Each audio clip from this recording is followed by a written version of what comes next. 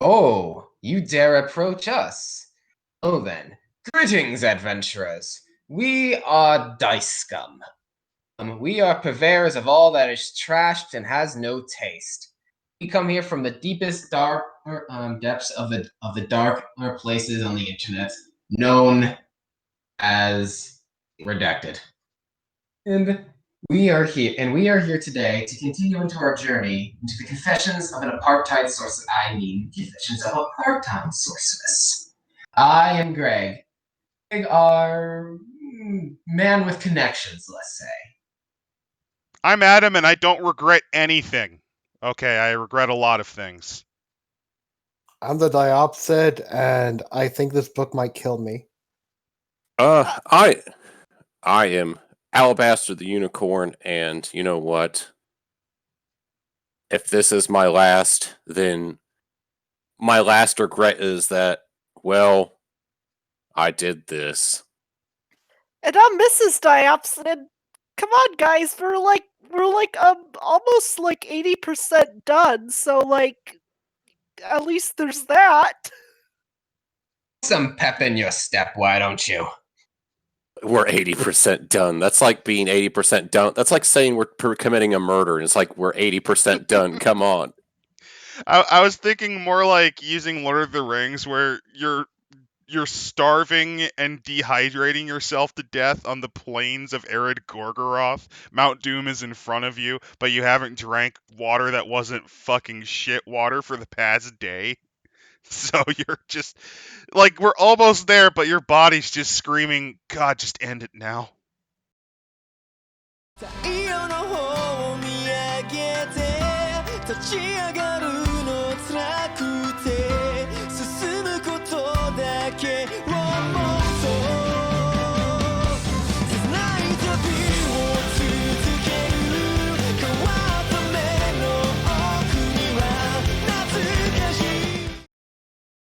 So where we left off, Shelly coerced her friends into playing a Dungeons and Dragons game. More like she lied about what they were going to do, and then ambushed it upon them, similar to how serial killer Ted Bundy ambushed his victims with a false story. Yup. So, who wants to read this? I guess I will. You're an I love how you say I. I guess I will, yeah. You're an experienced adventurer, I answer. You're always dressed appropriately. How do you dress appropriately for a dungeon? Oh, never mind. Eberk is about 1,400 years old. He's way too old for that kind of lifestyle. Not Regdar, Subject A says. Look at him. He's the kind of guy who keeps his bondage gear in a shoebox under... Oh, okay, this is already getting interesting. I think that was a Sex and the City episode. The thing is though, was this meant for like younger audiences though? I think it's supposed to be. I think this was for young adults, so I don't know. It feels very inappropriate for the this audience. would get banned from a young adult's audience. Oh yeah, but I think they're referencing a Sex and the City episode, which even then, that's still not good. So, he's the kind of guy who keeps his bondage gear in a shoebox under his bed and busts it out on the third date. He's the kind of man who goes to Buck's fucking suck. No, that's... Oh, is that related to Chuck's Buck and Suck? Yes. It's the subsidiary of Chuck's. Oh, God. And just as you're thinking you finally found a normalish guy, he'll ask you to please put on the master's mask and hog tie him in the living room. What the fuck? What kind of dungeon? What kind of depraved dungeon is this? This is why you don't drink and play. This is coming out of the halls of some of the most depraved halls of the RPG horror stories. This is Exhibit A on why you don't drink while playing. Oh yeah. Plus, how can you drink, and do math? You can't, and especially if, since they're friends of Shelley, I imagine they all hate math unless it involves sales. Yeah, But they don't mention that they have a calculator, which Shelley suggests if you're quote-unquote number phobic. Number phobic. Well, there is dyscalculia, but I don't think she got that. No, she's just... She's got bitch calcula. Yeah. Yeah. So So anyway, poor Regdar. What would the guys in R&D think? Oh, this is an experimental module that she inflicted upon them. That's even better. brilliant. It's not that kind of dungeon, I explain. It's a dungeon where monsters live. Get your mind out of Mr. Bunky's quality leather shop and back in the game. They oblige, but I can see from their half-assed attempts to keep the smirks from their face, their reprieve will be short-lived. This is on you. This is their vengeance. This is what happens when you lie to them about what you're going to do. I continue. On the side of a cliff, you find an entryway built into the stone. At this point, I am instructed to ask the group if any of them have a light source. Just my sparkling personality, Subject E answers. A flashlight, Subject A asks. I'd probably bring one of those to a dungeon. I instruct them to read what is listed under weapons and read their special abilities on their character sheet. I guess none of them bought torches, but that's not too surprising. This is like their first time playing a game that they clearly think is stupid. Oh man, we're already on a roll. We're already on a roll here. Oh yeah, this is going to be a nightmare. It's going to be great. Yup. I can see in the dark, Subject C shouts. Everyone follow me. Sorry, Dopey, Subject E says. You're following me. I have the highest initiative, remember? I'm so proud. My little manicured, designer outfitted socialite and trading best friend just used the word initiative properly in a sentence. Wow. No, she didn't. This was all out of combat. The initiative only applies to combat, silly. I think the idea is maybe combat, but that's giving benefit of the doubt, which I shouldn't be doing at this point. But they were out of combat. They were exploring a dungeon, not fighting people. Yeah, I probably shouldn't ever give benefit of the doubt, not after this point. Oh no. That's like, we're on 138. That's like 150 pages too far. Properly in a sentence. I moved to her side of the table and kissed the top of her head. What the fuck? Oh, it's this is all getting very tense in a way that it's not making me feel comfortable, honestly.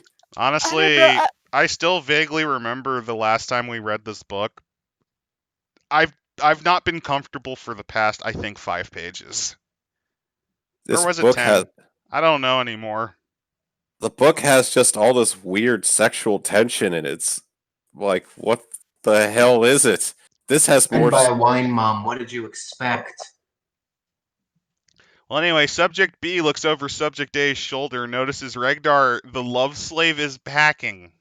What the fuck? I know it's part of a joke, but God yeah, damn that's it. a joke gone too far. I'm sorry. Because the punchline is 10 torches, that is. They made a funny. We're laughing so hard. Every time Shelley makes a joke, a baby loses its smile. Inspired, Subject A sneaks a peek at Subject E's equipment and calls Lita out on keeping her torches hush-hush too. If I'm going down, you're coming with me, she tells her friend. Nothing better in a party than if you're gonna die, you ensure your friends die with you. Hey, there are some characters where this personality works. I'll give them the benefit of the doubt on that one. That's 190 pages too late. Where was I? Oh, she tells her friend, no matter how far removed you are from reality, a little bit of your true self still manages to make its way into the playmat. You mean your entire self, because you don't ever play a character. Well, she is a character, though. In the bad way, of course. You guys are selfish, Subject C says. I'm an old man. You're going to make me strain my ancient eyes in the dark because you didn't want to use up your light stash. Subject B grabs Lita's character sheet. What else have you got in there? A case of lizard be gone? Subject E genuinely feels bad. She would absolutely share her torches with any of us in real life. I don't know how to read my character sheet. It's not my fault. Okay, so it's my fault, I say. I'm a bad teacher, but I'm a fine baker, and if you hurry up and play nice, you will see for yourself. They regroup. No, she's not a fine baker. Look at her initiative rolls, like with Gorgonzola. No, Oh you're yes, the not. fungal cheese in fucking sad little diner rolls. I don't even know what to call them. They're these little white bread rolls that are just depressing that you always get at shitty catering events. But seriously, I don't think I don't trust Shelly when she says she's like a fine baker. She's not. She came up with just putting goddamn jelly on top of meatballs and calling that food. Calling it. I thought you said calling it quits. Yeah, I call bullshit. The only time she'd ever win a cooking contest is if it was against Movie Bob. And that's only because Mm. Movie Bob pre-digests his food by dipping it in an acidic base, i.e. soda, for a week. Like a Ooh. I was fly. gonna say she would only win. I was gonna say she would only win if no one else entered. What about Yeah. against Jack? No, Jack Oh, would that- win, because while it'd be raw, he has occasionally made successful items. Yeah. Oh my Plus, God. since he copies a cooking method for brisket, I actually maybe would trust his brisket for once in my life if he cooked it. Oof. That's a big oof right there. It's a big maybe because he never seasons it right, and I don't trust him fully in making sure it's up to temp. But brisket won't fucking kill you most likely, especially if it's beef. Because a little bit of pink in your beef ain't bad, but a little bit of pink in your pork and chicken, and well, I mean, you can go on a magical journey into your coffin. Where was I? I'm getting sidetracked. Do you think someone else should take the lead? Okay. They regroup and regain what little focus they had before the Great Light debate, and I continue with the adventure. The entryway is cluttered but otherwise empty.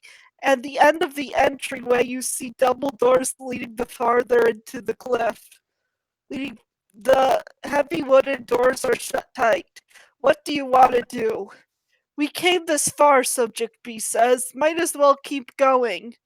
They agree. I ask them how they plan to get through the doors. Subject A moves Regdar into room 2. Walk in? You can't just walk in, I say. The door is locked. So I opened it, she explains, matter of fact. I kind of like that. She just instantly assumes the doors are open. And I also just find it amusing that Shelley forgot to note that the door was locked before they even tried that. Yeah, Subject A and Subject C appears to agree with her logic because they follow suit. Hey, Subject B shouts, can they just ride my coattails like that? Ride my coattails, Jesus. Says that. Of course they can. You're supposed to be working together, but you can't just walk through the door. You can kick it down or pick the lock or put your ear to it to see if you hear anything on the other side. Let's kick it, Subject A says. That's yes, in the dungeon filled with angry kobolds, just, make a loud noise trying to kick down a rotten wooden door. Amazing. Hey, just one strong kick and the whole rotten structure will come crumbling down. The vastness of the kobold horde drowns us. Just so I don't get yelled at again, Subject E says, referring to her character sheet, Linda apparently has the ability to pick a lock. Should I try? Let's kick it, Subject A says It again. instantly ignores it. I had kind of feeling Subject A is one of those murder hobo-y characters. This is almost like something that Barnacle Bob, one of the most infamous characters we've ever had in our group, would do. But that's still a little too tame. He would have tried to punch down the wall. Yeah, like, I remember one time he actually tried to pretend to be the Kool-Aid Man and got teleported. Oh, That's we'll eventually like get an episode up about Barnacle Bob. He's like a full episode worth of stories. he definitely is, viewers, so look forward to it. The group seems to agree. Oh, good. Finally, some dice rolling going on. If you're going to kick it down, you need to roll the 20-sided die and add that number to your strength modifier. Subject D is disappointed. There's math involved? Oh no! said there'd be math! Oh no! Basic addition! Oh shit. Though, let's be honest. Can any of you even do math while drunk? I know I can't. I can. It's harder, It's called but 2. It's called 2 plus 2 equals booze. That's how it works. 1 plus 1 equals bigger 1, right? Yeah. You just What? Yeah, or 1 plus 1 is 1 1. Oh You yeah, just- 11. My favorite answer. I just know that if you put an X in there, that can substitute any number. That's what I learned from algebra. The only thing I learned about algebra is you can spell your name with the letters and it equals the number. What that number is, Algebra? I don't know. Algebra? Is that what mermaids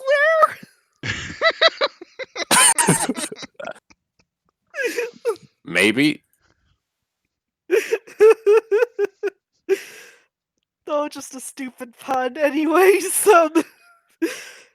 Subject A rolls an 18 and adds her strength score of 3 for a total of 21. She succeeds. That's pretty Oh good my given god, their I'm level so 1. awesome. Yeah. Oh my god, I'm so awesome. You mean Ragdar is awesome, Subject D corrects. I am Ragdar, she answers, mashing her fists in the air. I picture her later tonight kicking in the front door of her craftsman home where her husband and baby are asleep and announcing, "Honey, I'm home." I might have created a monster, or in this case, a fighter. This is leading to maybe another Mazes and Monsters scenario where she actually starts believing she's Rigdar. Oh no. Please someone get her some Zyprexa. You want a piece of me? She asks everyone at the table, starting to realize what the character sheet has to offer. The rest of the group looks over their ability scores, comparing them to one another. I'm hoping this will teach them that every character has something unique to offer the party, whether it's strength or charisma or skills. Instead, it turns into 6th grade. I'm stronger than you, Eberk says to Lita. I'm prettier than you, Lita says to Eberk. Pretty isn't an ability, Subject C says. Is it? Not in this game, I say. Well, then I'm smarter, she says. Lita is the whole package. Can I kill her, Subject C asks. God, what kind of catty bitches? Jesus Christ! This is the first time we've seen, I think it's called number masturbation. It's where players begin to argue whose character is better, and it's something you want to crush in any game that you run, else it turns into PvP just for pride's sake. It can Yup. utterly destroy a game. You can have people argue for like hours. The thing I can't say about this though is that it finally makes it feel like this is a real game held by a bunch of nerds in their basement now. Because this is exactly what they do. Yeah? Stop! Yeah. Stop it, I say. My dreams of Oprah are starting to turn into Jerry Springer. This is Dungeons and Dragons, not resentments and grudges. You're a team. Together, you're the whole package. Excellent. Oprah's back in the house. I think she would appreciate the sentiment since it's apparently true with every group of friends, minis and life size. I kind of find it funny that she has the gall to try to have teamwork be a thing after all of the crap she said about Helena in this book. Oh yeah, definitely. That is that's a great example of hypocrisy. Oh yeah, she's a bitch. I won't deny it. The girls dropped the personality competition and tripped down bad memory lane to return to kicking tiny lizard butt. Ragnar has succeeded in kicking down the door. Cue erupting cheer, but the noise has awakened the kobolds. They're just inside and they look pissed. QOs. Where are the dragons? Subject C asks. There are no dragons in this adventure. How can this be called Dungeons and Dragons if we're in a dungeon with no dragons? Actually, kobolds are related to dragons. You don't want to be fighting. You don't want to be fighting dragons, you stupid bitch. Well, they don't know that. All of these don't know that. They're drunk, and this is their first ever game. But yeah, you don't want to fight dragons unless you absolutely have to. And yeah, kobolds are related to dragons. If you want actual lizard people, they're in the game. They're called lizard folk or lizard men, depending on the edition. The lizard feminist must be so proud. Unfortunately, I stole that joke. Don't worry, That's- you're in good company. I steal all my jokes, man. Yeah. That's false advertising, Subject D claims. Sometimes there are dragons, but not in this particular adventure. I'd kind of like to see a dragon, Subject C says, sounding so sincere I wish I could conjure one up for her to take home. Maybe next time, I say, and to my surprise, she says okay. So about these kobolds, I say, guiding us back to the adventure at hand. What do you want to do about them? Kill them? Subject A asks. Subject A has been getting more bloodthirsty with each bit. I know. almost believe by the end of this session she'll be screaming blood for the blood god with complete lack of irony. I think I am she. strongest ever. I don't think it might not be booze in her system. It might be bath salts, and she's going to eat one of her party members' faces in real life. Bath salts, jeez. You can try. I'm sorry, Subject E says. I'm just not feeling the whole lizard thing. All I can think of is Magnum, the iguana my brother had when he was 14. He was kinda cute. It feels wrong to kill him. I hold the kobold mini under her nose. These aren't Magnum. They're not on sale in some mall pet store. They are very evil reptilian beasts, and they probably want to kill you. Still not feeling it, she says. Are you feeling it, Subject E? Are you feeling it? Art thou feeling it, Subject E? Oh my gosh, I was thinking that too. Jeez Louise. I'd really like a dragon, Subject C says again. We couldn't kill a dragon either, Subject B comments. They're probably on the endangered species lists, and we'd go to jail for just for as much as stepping on its toe. No. Depending on the dragon, it's actually doing the world a service if you put him down. Yeah. Outside of any dragon lair, you'll find numerous half-dragon animals and possibly plants and oozes. Oh yeah, oozes can yeah, isn't it like wasn't that like originally an error? Yes, it's an I error. wish to copulate. Wished it. But yeah, oozes can like get the Dragonic temple, and it's kind of strange. Is it bad I'm envisioning for the title card, you know the old Pokemon joke of Skitty on Wailord action? Oh. Yeah. Just replace the Wailord with a dragon and then just literally an ooze. Is this secret? Is this the no? This could be the secret of the ooze. No. That would be the weird jelly meatball thing. That atrocity. That's the true secret of the ooze. Everyone runs away when they see the half-black dragon, the gelatinous cube. Yeah. Admittedly, the kobolds aren't getting my sweat glands pumping either, especially considering some of the beasts Teddy has thrown at us. I have yet to encounter a dragon in gameplay, but I'm willing to compromise to keep the girls happy. They're going to die. I can't give you a dragon, but I'll give you a vampire. They're going to die. The lizards have morphed into the evil and powerful Count Evil Pants. I'm winging it. Remember, give me a break. Subject D comes to the rescue, I think. Count Camel Toe? Ew! The girls squeal. We progressed from Jesus. 6th grade to 2nd grade, next floor kindergarten. Yeah. Oh God. By the way, if it wasn't for the fact that I know Shelly doesn't know what a vampire stat is, they'd be so dead. Yep, you said evil pants, and that's the first thing that came to mind. Now it's on, Subject E says. Let's get rid of the world of camel toe for good. Lena capitalizes on having the highest initiative that makes the first move. I take out my sharp bow and nail him straight through the heart. He falls dead. That's not how this works. That's not how any of this works. You This don't. isn't how any of this works at all. I feel like that's the first thing we should have said the minute we opened this book. Now, if you'll excuse me, I'm going back to my crypt. This has gotten weird. Yeah. You don't get to determine if he falls dead, I say. That's where I come in. And you don't even know if you've hit yet. Roll the appropriate die to see what happens. Oh, is this the part where all of them just throw all the dice and scream Yahtzee like what Shelly did? May I Yeah. take over from here?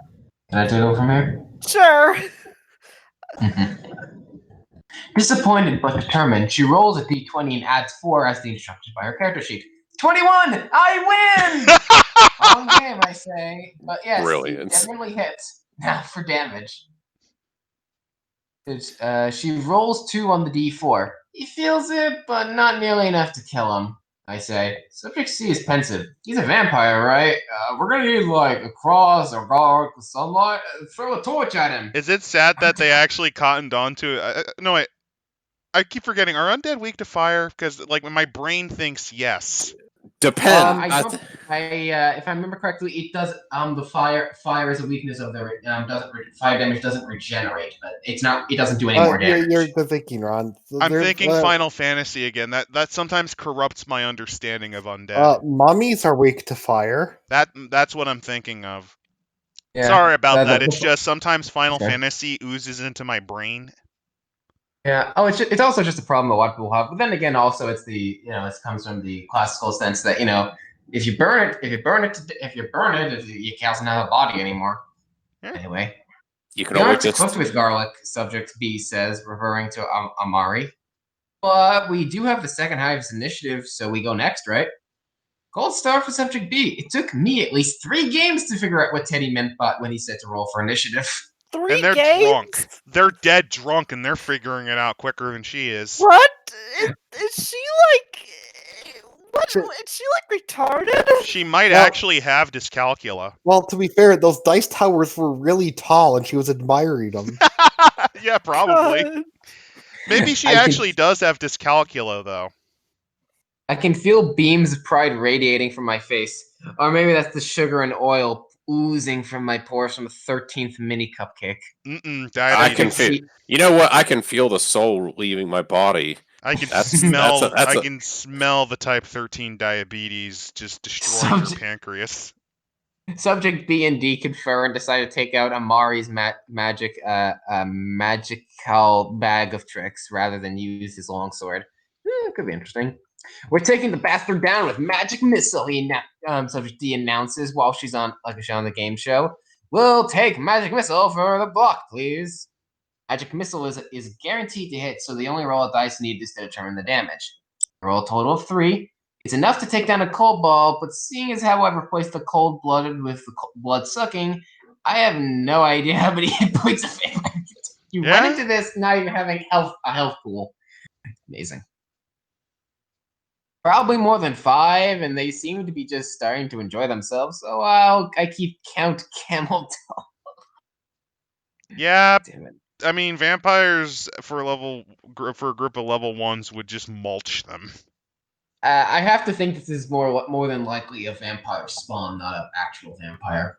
No, this is an actual vampire, and Shelley's just making up the stats on the spot, like, I thought you said wasn't this supposed to be planned out? Well, yeah, it's supposed to be a module that was designed by R&D, but Shelley just chucked it out. It's not Yeah, really a module then. He's hurting but still alive, I tell them. Before Subject A can send Regdar into battle, she makes a confession. I always kind of harbored a secret fantasy about vampires. I can't help it. Ever since I saw them in The Last Boys, I think they're kind of sexy. It's a chorus of oohs and ahs and me too's. Yet again, Kiefer Sutherland's hotness interrupts another D&D game.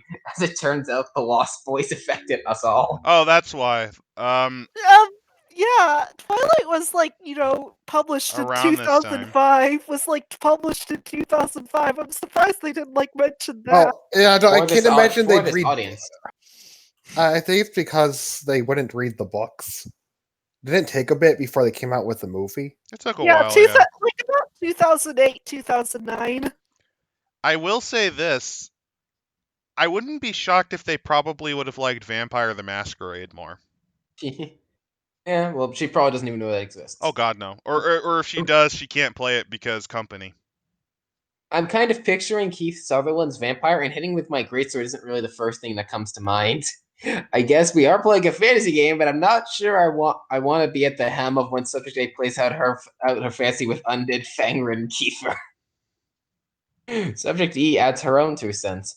I'm definitely getting a hottie vibe from the Count as well, but in a dirty, throw you against the wall type of way. Oh, like Tommy Lee, Subject B says, clapping her hands. So hot. I feel A little Christmas card crafting friend is clap happy over Tommy Lee.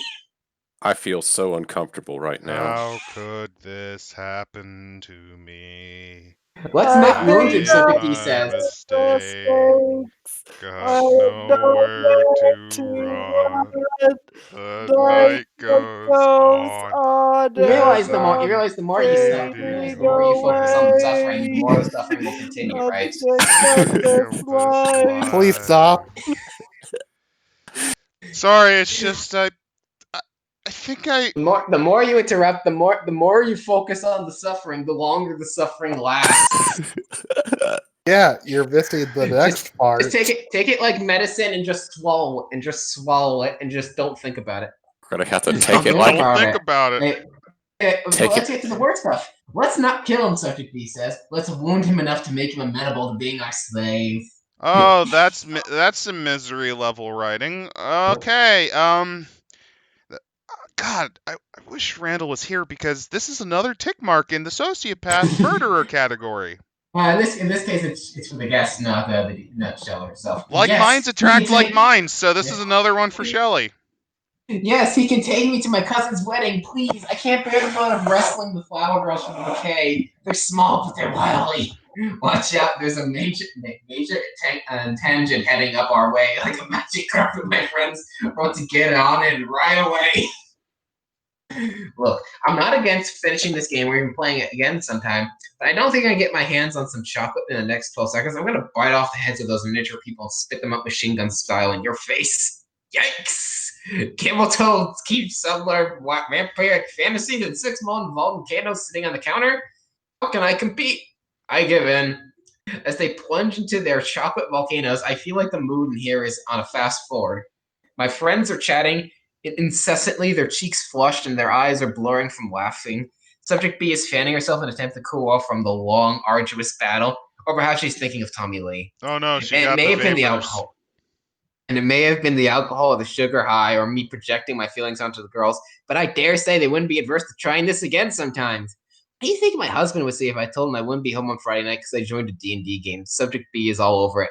No one has to know we're actually playing. It'd be nice to have a night away. Maybe we can rotate houses, Subject D says. And games, Subject D, looking sideways at me. D&D at your house, Texas Hold'em at mine. Deal. As long as softball wasn't on anyone's houses. So, in conclusion, according to a book released by Wizards of the Coast, Dungeons and Dragons is a shameful activity that no one should fucking play publicly. And that it's less shameful to play Texas marketing. Yep. Oh, Ted. This one you have to go on your side to read. Yeah, this is great. 10 monsters. Sorry. 10 monsters women encounter every day. Is it bad that I don't really know? I don't really know 90% of these monsters because we've been doing so many homebrew stuff. The only one. In all fairness, some of these are just berserkers. That's the vaguest fucking term ever. Yeah, the only he gets mad and hits you. The only one I know is troll because yeah, again, like our group just tends to No, I've heard of a Justice Arcos, but the rest of these are. I've never seen them in the list of monsters. I'll admit, I actually have heard of the Justice one myself, and I think I may have heard of the Whisper Demon once. Like for some reason, I feel like that is familiar in some sense. But yeah, and honestly, I don't really want to focus on these because reading it hurts my head from having the twist. Reading it hurts my head. I'll just do a quick looky-loo, and it's looking pretty boring. Can we just move on to the next Skip session? it so that my vertebrae don't get stuck in that position and I get paralyzed. I don't want to have to Oh, go. yeah. I don't want to have to go to the chiropractor. Oh yeah, definitely. Let's move on. This is stupid. Anyway, Oh, I did the fitting. last half. So, Al, Adam, either of you want to take him? I don't want I to am read. currently wrestling with a vicious tiger in real life. I guess Adam. I'll take it. So, death becomes her. I was the first to arrive the next Monday for our game. Teddy hadn't even unfurled the playmat before my books, sharpened pencils, and mismatched dice were sitting posture perfect for the concert at the conference room table. Perhaps my foray into dungeon mastering has made me more respectful of my own dungeon master. You don't say! Don't like it when your own medicine's applied to you, huh? Don't Yep. like when you act like a fuck nugget and others will do the same. Yep. It's not an easy feat to bring new players into the game and somehow keep them interested enough to continue coming back. It's not long before the rest of the group shows up, and we take our required half hour to catch up on all the stuff we didn't catch up on during the previous 7.5 hours we spent together at work. Teddy draws a map on the playmat and tells us to gather our minis at the city center. Our characters leveled up recently, and I can't help but feel a little bit proud of Astrid and her friends. If I had a video camera, I'd be recording her as she takes her first steps onto the playmat as a 5th level sorcerer.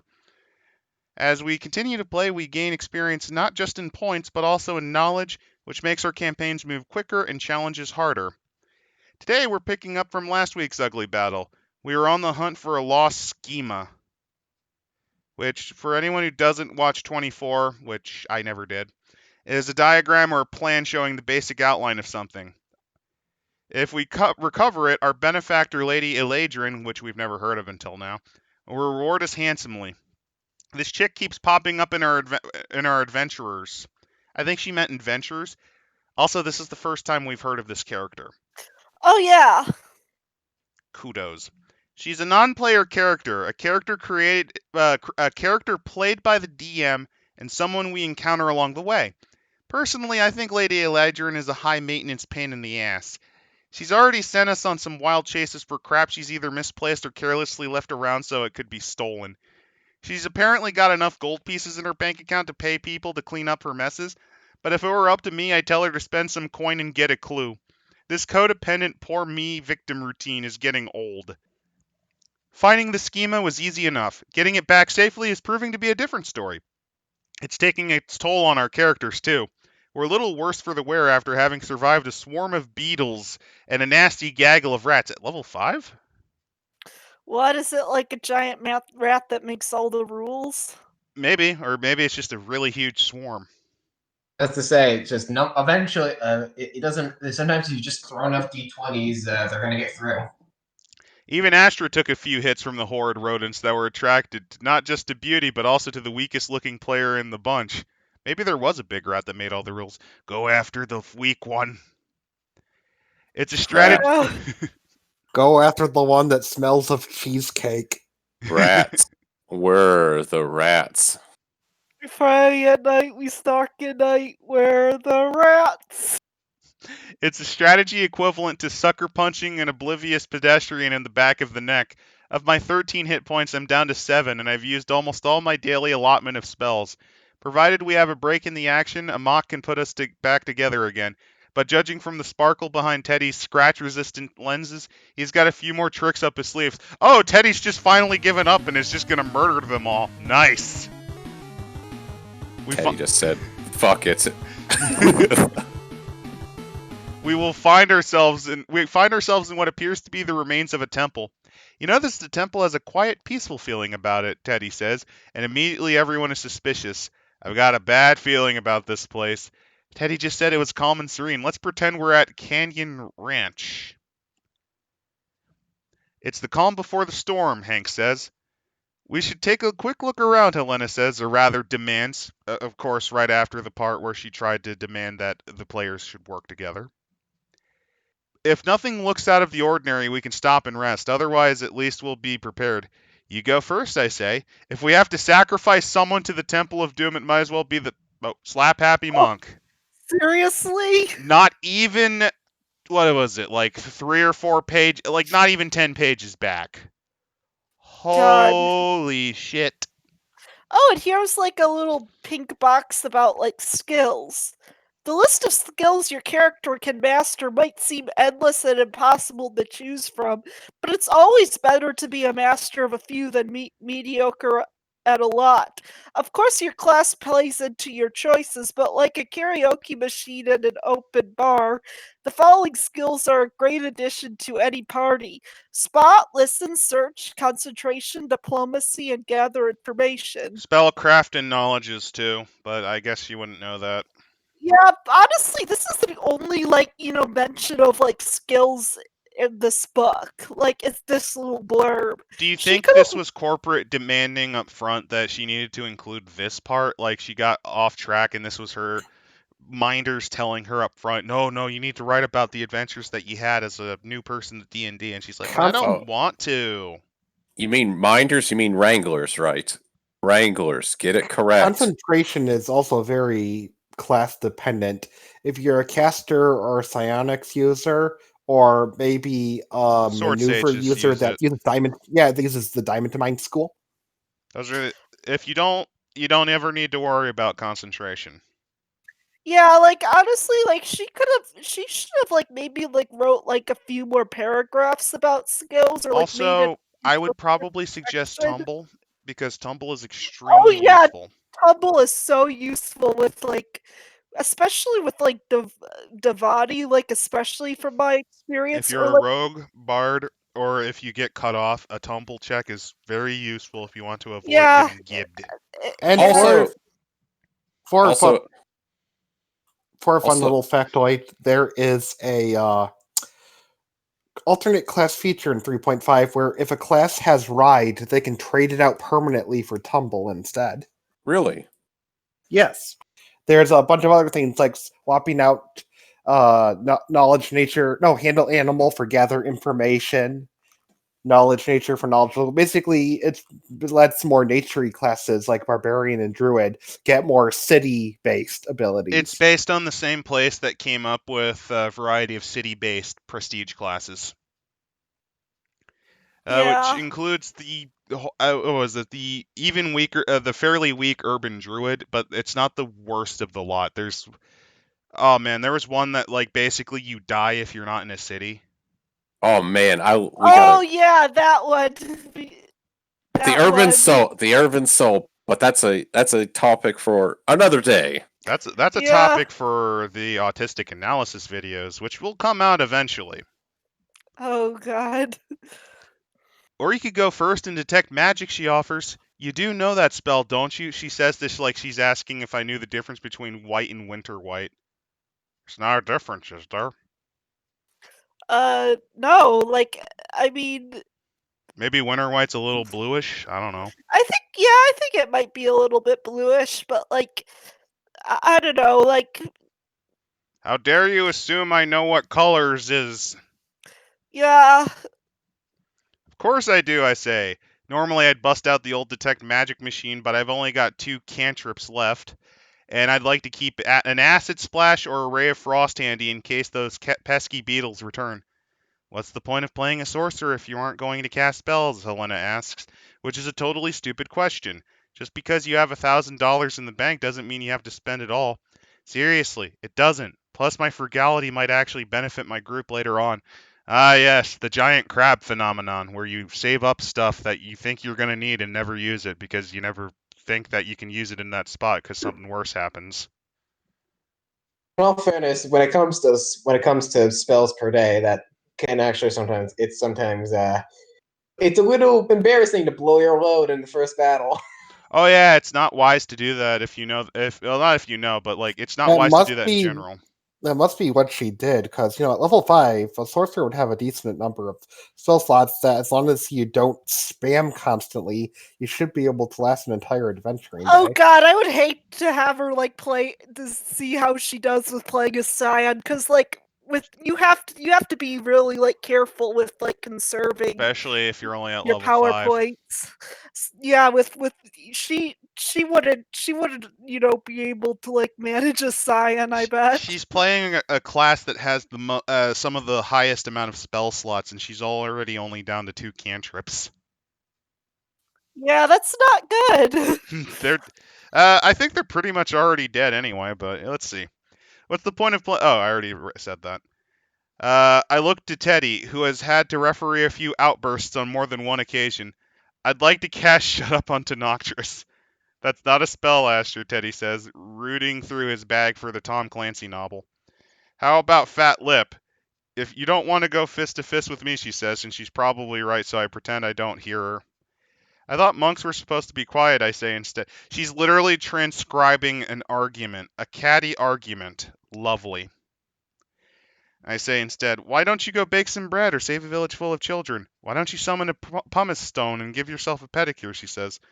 Note to self, lay off the peep-toe shoes until I can get an appointment. And how the heck does this girl know what a pumice stone is?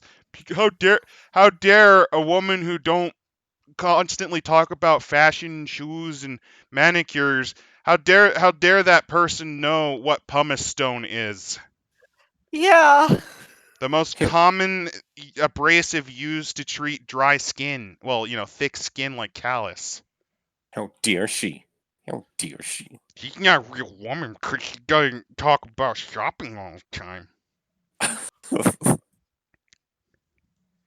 Ugh. Uh, Where was I? No one needs to detect anything, Armando says. Jack will go first. If anyone wants to join him, please do. Okay. I mean, that's one of the problems if you're the only rogue. Because if you're going to sneak around and hide, you're going to need someone that can do that. And in most parties, there's usually only like one rogue and maybe a bard that can kind of do it. Yeah, doing rogue solo is like the best way to get geeked. yep. So anyway, Jack is almost always volunteering for the jobs that no one wants in an attempt to make us forget he's the guy who tumbled out of a horse-drawn carriage into a drainage ditch and lost himself 2 hit points from sitting on his short sword. What is it with rogues What? being worthless? What? Apparently this player injured himself with his own weapon by sitting on it. Ouch. How? I don't know. Well, anyway, I'm willing to forget as long as Jack's got my back, keeping history in mind that may or may not be a good thing. Ursula agrees to join Jack. Oh boy, the rogue's going with the clunkiest fuck fighter that's covered in heavy plate mail probably at this point. Brilliant. Let's go, here we go. Time for a TPK. And if she goes, we all go, because no one likes to be left alone without a resident fighter.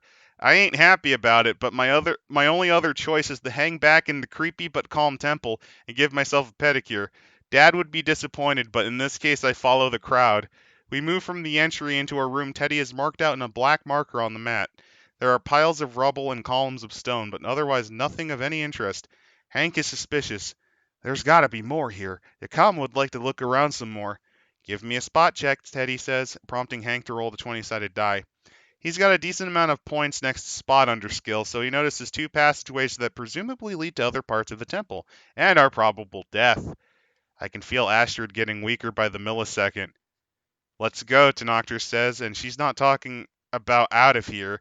We should keep exploring. Oh yes, keep exploring when you're mostly deprived of, spells and healing. They're just asking for death. Yep. At least find... Reading from this book, I'm asking for death, but you don't see me getting my wishes granted. At least find a safe place to spend the night. Like maybe a day's inn, I ask. What's wrong with right here? Oh God, days in. Last time I was one of those, I couldn't get a wink of sleep. It's not a knock about the company, by the way. It's just when you can hear people snoring near you. Oh yeah. Because that's what happened. The family commissioned like 2 rooms, and I had to sleep with the snorers. Yeah, I never really been to a Days Inn, to be honest with you. It's not bad, but it's kind of like your standard chain. Like it's I higher. mean, It's a higher cut up from Econo Lodge. Oh boy. oh yeah, Econo Lodge. Yeah. I mean, Econo Lodge isn't as bad as some of the private-owned ones.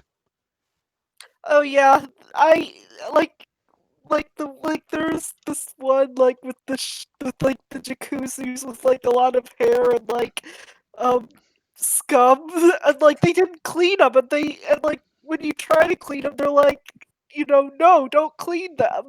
You're wasting too much time. Oh God. Just here's my experience with local places, and this is why I never go to them. They have a lot of bed bugs. Oh yeah, they do. And That's why I'd rather go to a chain. yeah. Mainly because the local hotels, not like super local, but there's a bed bug problem in them. So where was I? Oh yeah, Days Inn. What's wrong with right here? We still don't know where we are, Ursula explains, and we have to return the schema safely. Drat, the cursed schema. If it was so important, why didn't Lady Eladrin keep it in a high security bank vault or tripped out panic room built specifically for her castle? Is it me, or does everyone else picture Lady Eladrin looking like Joan Collins? No one has I'm getting tongue-tied. No one has time to answer before Teddy plops a giant tank of a creature smack in the middle of our path. Holy hell, Armando says, we're so dead. What is that thing? Hank asks. It stands at least 3 times our mini's heights and resembles a toaster with beady green eyes and fists fitted with axe blades. Actually, it looks nothing like a toaster, but it does look like something that could toast us. Astrid wants to go now, I say. We haven't rolled our initiative yet, Helena says. And yes, this is pretty clear. Teddy's out to kill them. Teddy just said, fuck this shit, I'm done. Yeah, it's pretty clear. He just said, fuck it. I'm doing. We haven't rolled for initiative yet, Helena says. Not go as in my turn. Go as in beat it the hell out of here. Is that a Warforged? Lucy asks. Teddy doesn't answer, so she asks again as Ursula. Teddy confirms. Oh, well, that's not as bad as I was thinking then. I mean, it's not great, especially since you're already getting drained from fighting rats and shit, but I was thinking it had been something nastier, you know? Yeah, Oh but yeah. the thing with Warforged is that they can have class levels. And that's why it is nasty, but it's not as nasty as some of the stuff you could pull in a level 5 party.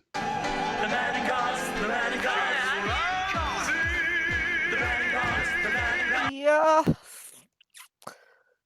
So whatever it is, it fights dirty. No sooner have we caught our breath than it fires a flaming crossbow bolt at us before ducking under cover. A second flaming bolt goes whizzing by. Teddy shifts into narrator mode. After near misses with the flaming bolts, you hear a booming voice call, "Weak flesh, you are face to face with Saber, the greatest of the devoted followers of the Lord of Blades. Throw down the schema and walk away.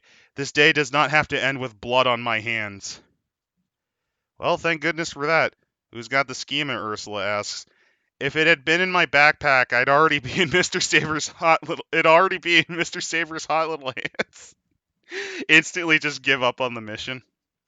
Yeah, just say. In their defense, they are pretty drained from what it sounds like. Yeah. And I'd be halfway through a pint of meat at the Broken Anvil, warning fellow patrons to stay away from that useless Lady Eladrin and her tired bag of damsel in distress tricks. I've got the schema, Jack says. Try to stay covered, Yakama commands.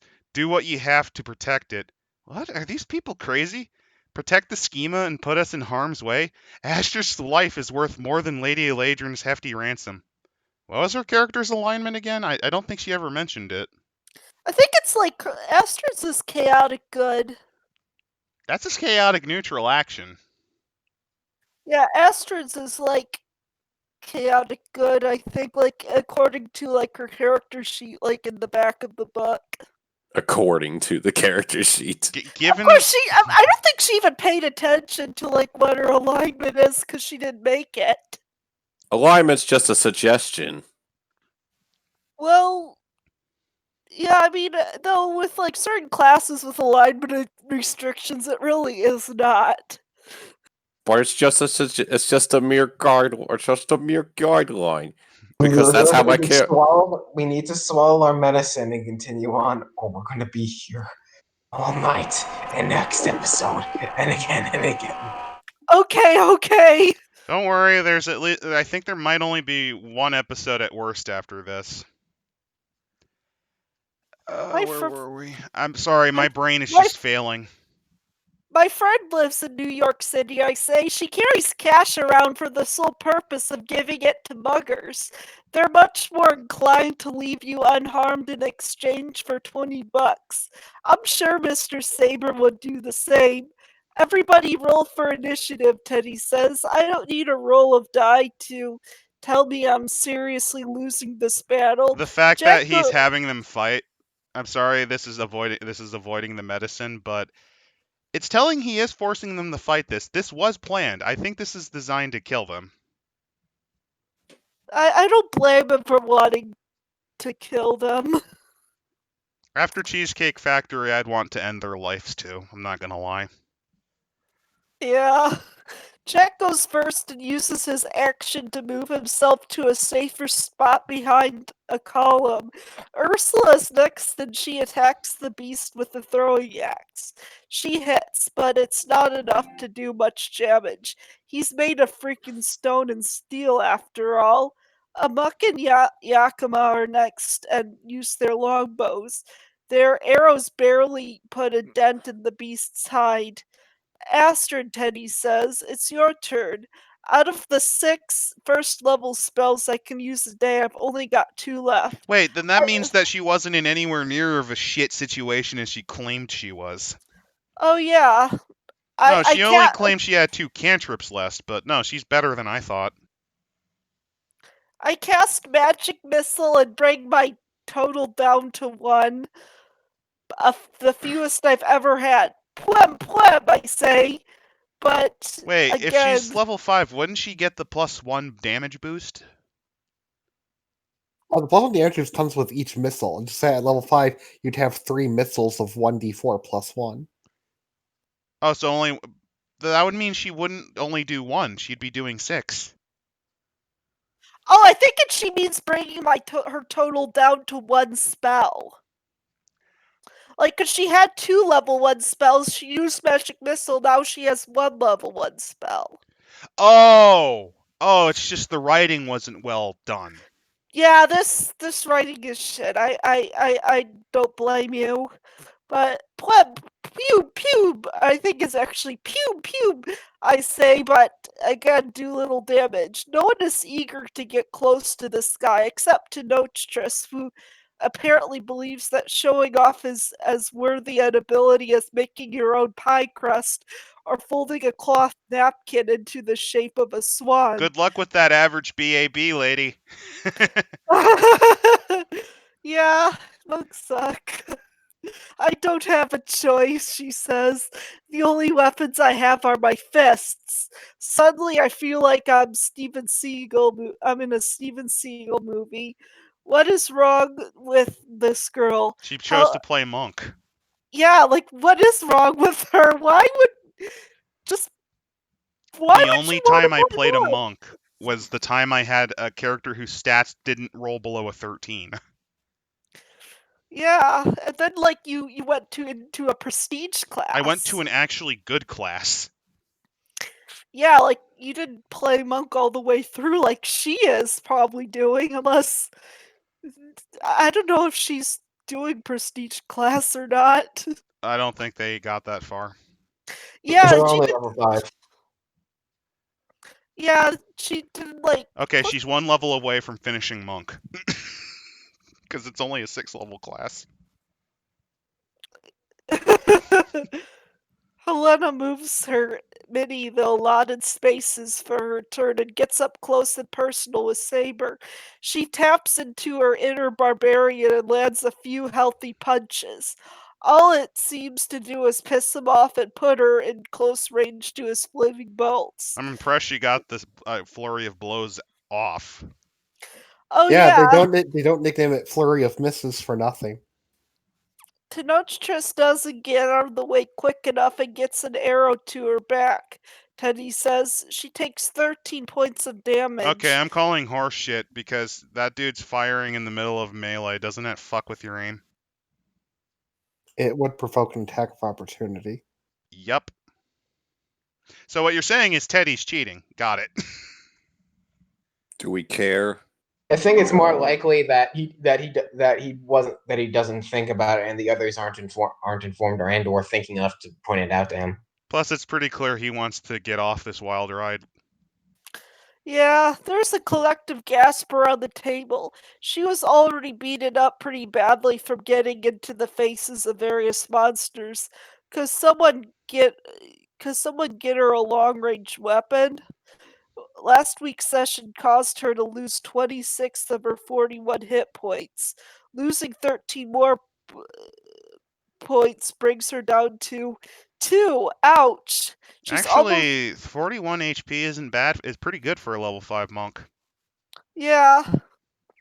She's almost dead, Lucy says. We need to get her out of his range.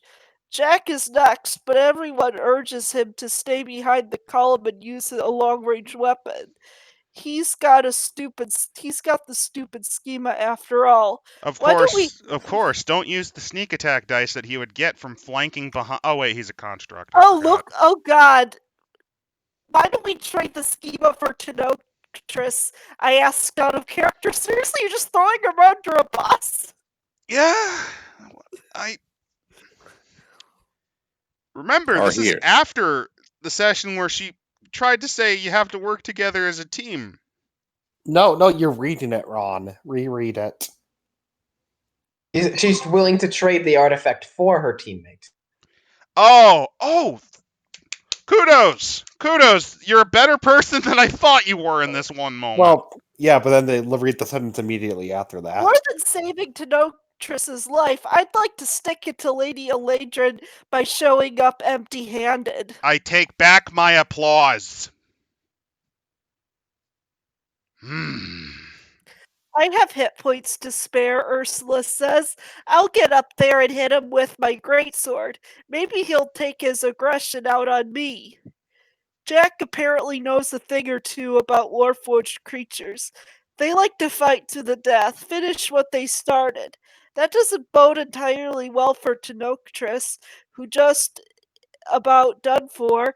Still, Amok and Yakima take turns throwing themselves in harm's way, attempting to distract the Warforged from the easy target squirming at his feet. They both hit, but little damage appears to be done. Okay, Astrid, Teddy says, and again he sounds sorry that it's my turn. What do you do? What do you want to do? What do I want to do? I want to run screaming from this beast-infested temple to the nearest bar and knock back a few pints, or make myself invisible and shove my fingers in my ears and stick my tongue out at the Warforged and use my turn to dance around MC Hammer style, singing Can't Touch This. I've got one first level spell left, which could be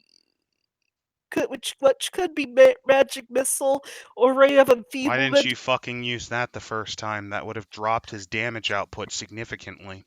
Oh yeah, or some other spell that would prove useless against this monster. Reinfieldment wouldn't be useless. Maybe she thinks that a ray that takes away strength doesn't do anything to a machine. In which case, it's the DM's fault. It's the DM's fault for non-informing her. No, it's the DM's fault for sicking a monster on them that is clearly way above their level. I could wrap myself in mage armor to offer Astrid a little extra protection, which might be the smartest option. The smartest would have been ray of enfeeblement the first round. Then Tenochtitris would have probably had, even worse comes to worse, 3 HP. Even if you got the worst results on a ray of enfeeblement. also would have robbed his ability to hit, so maybe wouldn't have even hit her. True. Yeah. I could use one of my 2 0 cantrips remaining, like Acid Splash or Disrupt Undead. Disrupt Undead on a fucking construct. Well, technically they're counted as living beings, so. They're a weird like subset called living constructs where they have a constitution score and lack a lot of the immunities constructs normally have. But Disrupt Undead on that's stupid. Or Ray of Frost. Even I know hitting this creature with any of them would be as practical as eating an entire cheesecake while walking on a treadmill. I'm about to say screw it and send off my last of my magic missiles when I think about Tenoctress lying face down on the ground with the flaming arrow in her back. I glance at Helena, who is looking at her mini and probably wondering when she'll have time to roll up another character after Tenoctress bites it the next round. I wonder if she's disappointed. Maybe she really likes Tenoctress. Maybe she feels the protective tug at her heart looking at her little girl laying face down on the playmat and her face full of marker ink. Why does she name her Tenoctress anyways? Sensing me watching her, Helena looks up and catches my gaze. My turn is the only thing that stands between her and impending death. She half shrugs, almost like she's giving me permission to save myself. Just get it over with, I see in her eyes. I'd like to cast mage armor, I say, on Tenoctress. That won't Oh, do much, but I guess it's better than nothing. Oh, good, Lucy says, clapping her hands, regressing to her mommy mode. We can save her. It's a touch spell, And Teddy. before Saber crits and kills her, because a 20 just means fuck you. It's a Ooh, touch spell, Teddy explains. You'll actually have to move to where she is to cast it. I know, I say, I can do it. Fortunately, I can move enough spaces on my turn to touch Tenoctress and encase her in a force field. I'll be close, but at least not in direct contact with the beast. Reminder that Rave Oh, wait, I just- Enfeeblement would have had the same effect. Oh, actually, I realized something. He actually had this Warforged has actually only been using ranged attacks, specifically what apparently is like True. a flaming bolt or something. So strength actually, she was right. Strength would be meaningless. True. I still think it's horseshit that the guy doesn't get attacks of opportunity slammed on him every round though for doing that. Oh yeah, I don't think Teddy even knows about that rule of like the Oh yeah, first time playing and it's his first time DMing. and like most of these people are new. But like Helena isn't, and I don't know why she would be like, I call bullshit, kind of like, I mean, that's what I would do. yeah. I don't know. Then again, she played amongst, so I don't know how. And before, she only played once just to get an idea on what the peons down in testing get to do for a living. On Saber's turn, his flaming bolt bounces off Tenoctress. Thanks to the mage armor, his attention is diverted between the 5 of us, but even with my spells depleted and teammates weakened, we manage to take the sucker down. Lady Eladrin gets her schema, we get our gold pieces. Astrid invents a cool new accessory. Heward's handy haversack, a magical backpack that never weighs more than 5 pounds, no matter how much you overpack. I'm gonna give her credit. That is a pretty nice wondrous item to get on hand. As a bonus, whatever you're looking for will always be right on top. Oprah would rank this number 1 on her list of favorite things for sure. And oh yes, I almost forgot. Tenoctress survived unscathed and unchanged. Or so I thought. A couple days later, I was deeply absorbed in putting together a PowerPoint presentation when Helena shows up on my cubicle. I figured if you were going to keep playing Dungeons and Dragons, you might need these, she said, dropping a bundle on my desk and leaving. Thanks, I muttered, figuring out that it was a list of other groups in search of members. Wrong. Inside the velvet satchel was a complete set of my very own matching dice. They were the pinkest pink I've seen since Butch cut Barbie's Corvette. Oh yeah, that hot pink nightmare that's in a lot of Yeah, that's in a lot of the daycares because of how long they last. Oh yeah, like Yeah, that was like 90s era Barbie. You want yeah. to move on to what's on the? You want to move on what's onto the right page because it's kind of funny. Oh yeah. There, oh yeah, that is really funny. Love is in the air. Before you do, though, I want to read this because of this being amusing. No need to write down which die to roll on your palm. Write your own Cliff's notes and tuck them into your dice bag. It's much more acceptable than asking every turn. Wait, what does rolling for initiative mean? Or you can just learn that the 20-sided die is used for most things except weapons. Yeah. Okay, love is in the air. This is really stupid. It's like they. I don't think I'll spoil it for you.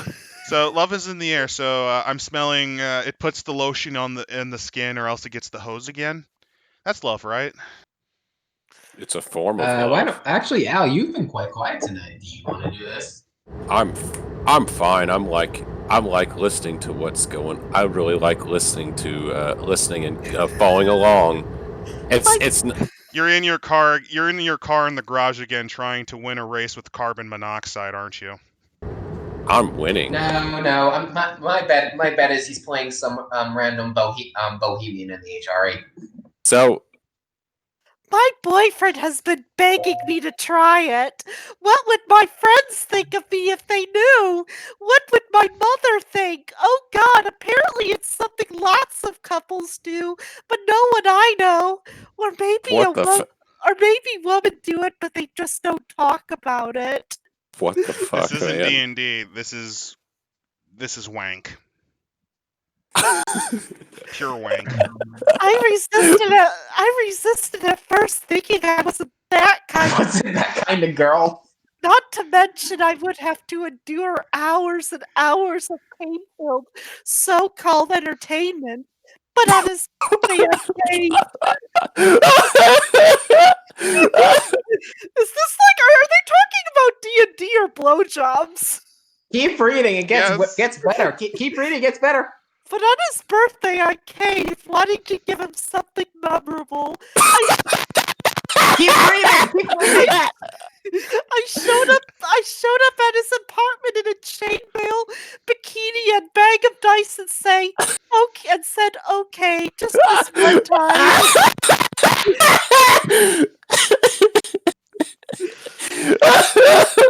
It gets better. From what I heard, it was really hard and could take hours to figure out. Who has that kind of time? I mean, you just can't whip it out and go at it on an airplane. Sometimes a quickie like Crazy Eights is all you need for a good time.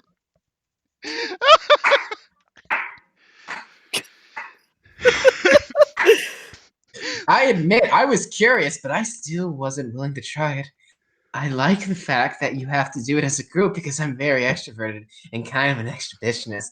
My biggest fear is that I would actually enjoy it and want to do it all the time. I do have work, you know. Smoke me a kipper. I'll be back by morning. No, I can't come back from this. Oh, God. I think that's if anyways, that's a good place to end it. Or do you want to continue just a little more and finish it? Oh, actually, We're really close We're to almost at the end. We only have 2 pages. Let's just finish these. Just 2 pages. Let's get it over. I'm aware. What? Huh? Of course we're still talking about D&D, pervert. What do you think? What kind of book with girls in the title would be complete without the obligatory section on meeting a potential mate?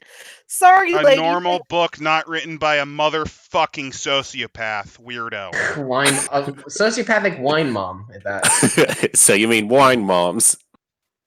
Sorry, ladies. I know most of you are self-sufficient women of the new millennium who don't need no stinking man, to quote Subject D, but for the few of us, I mean you, who might not be, read on. Think about it. The odds are in your favor. D&D is a world populated mostly by men. It's like Alaska, only without the long flight to the middle of nowhere and lack of daylight. You never went there during summer where it's like all daylight all the fucking time. Oh yeah, this thought didn't cross my mind at first. I was playing with coworkers, and if I wanted to hit on them, I would have just gotten drunk at the holiday party years ago and karaokeed some Journey tunes to them. It did occur to my mother, whose minimal knowledge of D&D consisted of one, boys play it, and two, weird boys play it. Apparently, a weird prospective son-in-law is better than no son-in-law. Why I aren't put you getting married, Shelley? Give me grandchildren so that I may spoil them rotten! I put on my best CNN journalist face. Okay, it's more Access Hollywood. Still And shit. yeah, and did a little investigating. I asked several women who have been playing D&D for years and found nothing surprising. They all either got into the game because a boyfriend or husband was playing it, or came into a group purely platonic means and ending up meeting their knight in masterwork armor. So, you know, it's You fucking hilarious. In this group, that shit she just said was true. Yep, Gee, Mr. I wonder who. We Yep, couldn't tell via the names or anything, could ya? yep, Mr. and Mrs. Diopson. We're getting married in April. Hooray. Yeah, but yeah, This no, seriously, like we've been playing it. We've been playing D&D as long as we have been dating. You know how some men think it's cool when a woman swear at the television during a football game, and not to get this crap off my TV and go mow the lawn sort of way? Well, some men think women role players are pretty chill too. What guy wouldn't dig a chick who can get down and dirty in a dungeon? Not many guys would deny a chance to tutor the woman of his dreams on the fine art of flanking or how to select the proper skill set for a changeling rogue. My friend, who shall remain nameless because no one knows we're friends, said a woman who plays D&D is hot, no question about it. She could have warts and bad breath, but tell me she's a 9th level halfling rogue and I'm pretty much sold. Also, I it's fucking telling that this person who plays D&D, she refuses to acknowledge as friend in public. Yeah, like Awful. plus like I don't know, like if you're only playing D&D solely to like, get laid, like or just do any hobby like for the sole purpose of getting laid, like that's kind of pathetic. And creepy. And playing D&D to get laid is a interesting kind of pathetic because if you want to get laid, there are many other opportunities we have much better Remember, everyone, no one wants to be a Calvin. Yeah, like and that's the same truth with like girls that join male dominated hobbies. Like I've seen like a lot of girls do that and like they go to hobbies just to like meet a boy, like get a boyfriend. And then like they come off as like really desperate and guys can like smell it from a Uh, mile away. the next line, though, I think there's a reason why she doesn't want to mention he's her friend. I I should preface it by saying that his last girlfriend won him over by burping her phone number to him at a baseball game. oh Probably the biggest nugget of proof floating around in the pudding is the reaction some role playing women have to newbie women invading their game group. One respondent I investigated gave a rather snarky response. Why are you writing this? I don't want more women to start playing. I like being the only woman at the table. Well, I mean, What, if, but if you you don't if you if have you a act like license. hey if like a woman like shows up to our table and starts acting like Shelly, of course I would have a problem with that. Yeah, but I have to say this. Score one for feminism, everyone. Yeah. Of course, who wouldn't like being the only wench among warriors? The alpha female mentality exists almost everywhere women do, and D&D game is no exception. The only difference is that this is reminding me of one of the more creepy stereotypes about the White Wolf game community. And that a bunch of weird orbiters hang out around a woman. Yeah, I was about to say that's a thing. I know that is a thing in a lot of tabletop things, especially when there's only one girl. It tends to be that there's at least one guy there who tends to view her with less than sees her less as a person and more as wank material. Oh yeah. Yeah, Yeah, like especially like if you're like DMing for her, and like you tend to like flirt with her while you're DMing, or at least attempt to in like a pathetic way. never simp for your players. It never ends well. Oh god, no. Suddenly, all eyes are on her, helping her character the difference between a D20 and a D10, and showing her where to find the initiative modifier on her character sheet. Sorry, ladies, your little secret is out. Not only is a game of D&D a good time, it's a good time to meet new people. But remember, if you're among the new people, be respectful of those who came before you. Don't let your only motivation for playing be to score a date with the dungeon master. And don't forget the no flirting rule. Know your boundaries. If flirting seems okay in character, go for it. But keep in mind scoring the dungeon master's digits is secondary to playing the game. Now, if you'll excuse me, I have to reapply my mascara, paint my nails, and pluck my eyebrows. My game is starting in 15 minutes. We did it, boys. Mission accomplished. What are you I talking feel about? There's still the diary. Oh no, who gives a fucking I know, but shit? this is the main section. Do we want to continue, or do we just want to call it mission If we're gonna accomplished? do it, I vote that it be a bonus video that we have no technical obligation to do. so Why people, don't we look at like her character sheet like just quickly? Yep, and then Alright. we'll give our opinions on this because we're pretty much done. Yep. In this case, Adam, do you think you might be able to just show the character sheet at least? Oh sure. It's multi-paged though, because of course it is. Yeah, just maybe the important part, like the first page. No, there's a little more than that. Yeah, but if we show too many of these consecutively in a row, Wizards is gonna get pissy. I know. That's why I'm only going to show just these bits, and then we'll go on. So, rating this book.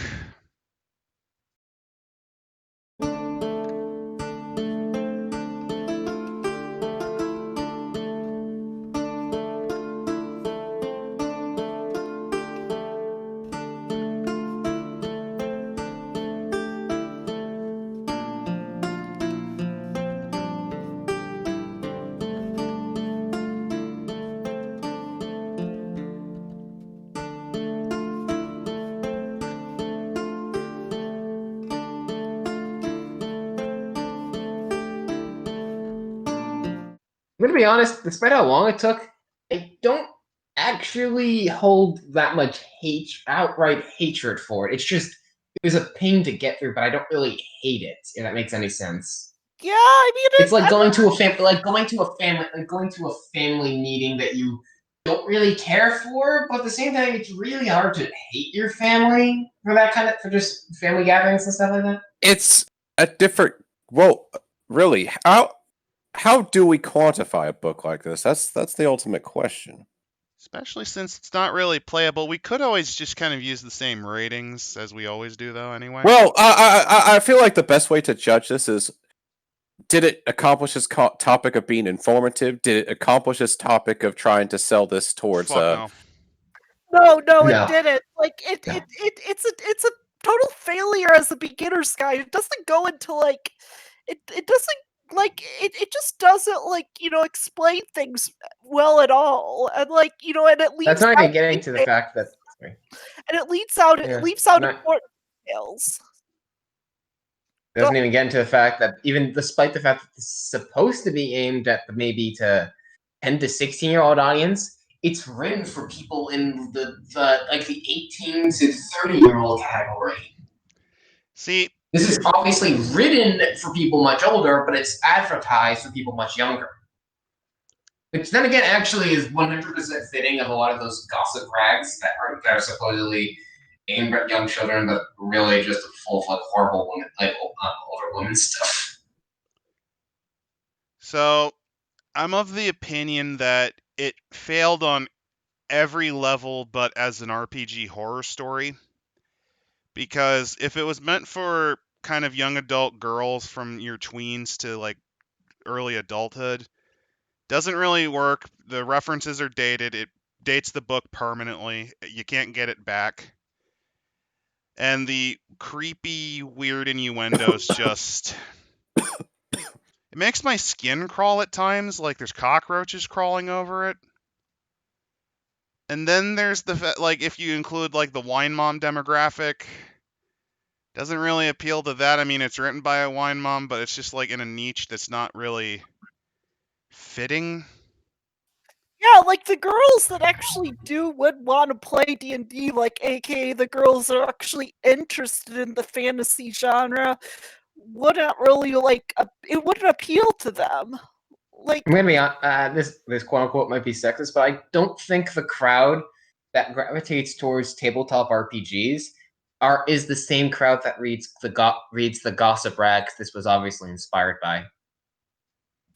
yeah, I agree. Like, it's I think this definitely I would probably I don't know how I would rate this, like what I would say the rating is, but like I would just say I would give it like, an F as like a beginner's guide because it maybe or maybe like a D minus because They rate it 2 out of 10 magic missile meatballs. I just give this a since we have no actual rating system. I we rated do, a we do. don't waste your money. Don't waste your money. I'm going to rate it by using our system that we do use. I'm just going to rate it trash. It's not a garbage fire. It's not quite entertaining enough for that. It failed in every element of its goals, but it wasn't painful. It's just plain trash. You might get a kick out of it if you want to read, like, between the lines for a great RPG horror story, but it's just... it's pointless. Its existence has no meaning. It's. I feel like trash, honestly, is the best rating for this because it's not god awful. It's not like Wraithathu. No, that was almost a why so. I think we rated it why so. It's not like a. It's not like a sig. It's not like Sigmata, where by the end of it, I was wanting my existence to end. yeah, and it's definitely no Empire of Satanis, although actually Well, a lot of that could probably be that it actually had publishing from the backing of a major company. That's probably one of the big reasons why That's it wasn't. still no excuse for Derek Deshaw to not put more effort in it than a first draft using Microsoft Office. yeah, but yeah, that's true. Like, I mean, when Chris Fields has a higher production budget than you, no. Yeah, I did hear like Chalt was like had more improvements, but that's really not saying much. Wait, why do I hear a truck noise? Oh no, a truck! You got it. Oh god! Oh no! We're gonna use the cars!